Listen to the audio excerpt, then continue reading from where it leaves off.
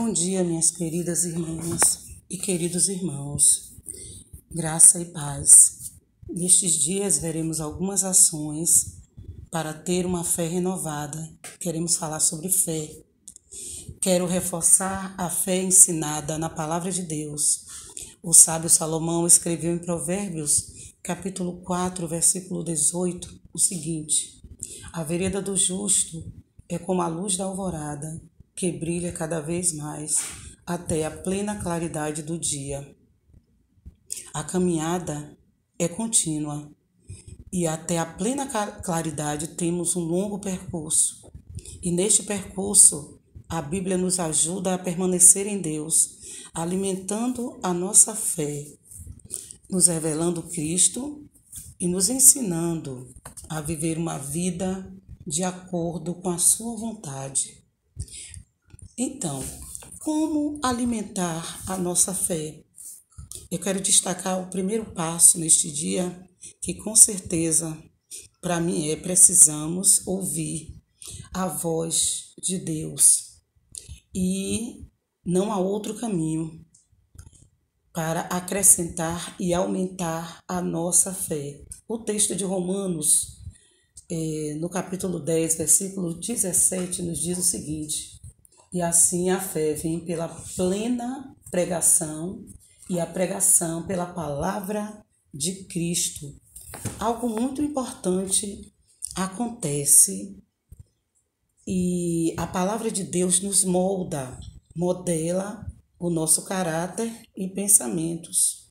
A verdade, irmãos, é que nós somos muito moldáveis, muito frágeis, né? E a imagem do vaso nas mãos do oleiro nos traz muitas lições, como Jeremias nos fala.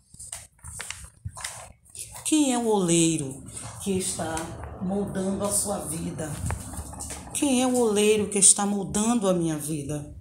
O oleiro aperta o barro, amassa se preciso for e faz daquele vaso um vaso novo. Irmãos, nós vivemos em um mundo com infinidade de informações, muitas informações, muitos grupos sociais, muitas redes sociais, né?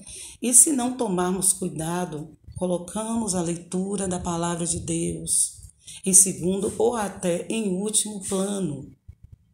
Precisamos lembrar que a palavra de Deus alimenta a nossa fé e é luz para o nosso caminho.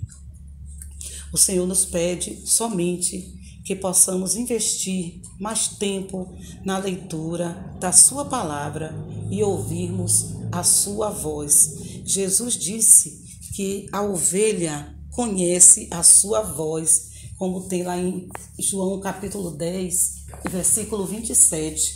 As minhas ovelhas ouvem a minha voz, eu as conheço e elas me seguem. Quem é de Jesus o conhece e consegue distinguir a sua voz entre tantas, e ele também nos conhece. Jesus conhece a nossa voz no meio de bilhões de outras vozes. Ele sabe quem somos nós. Então, que possamos apurar a nossa audição para ouvir a voz do Senhor Jesus. E nós só podemos ouvir essa voz lendo muito a sua palavra.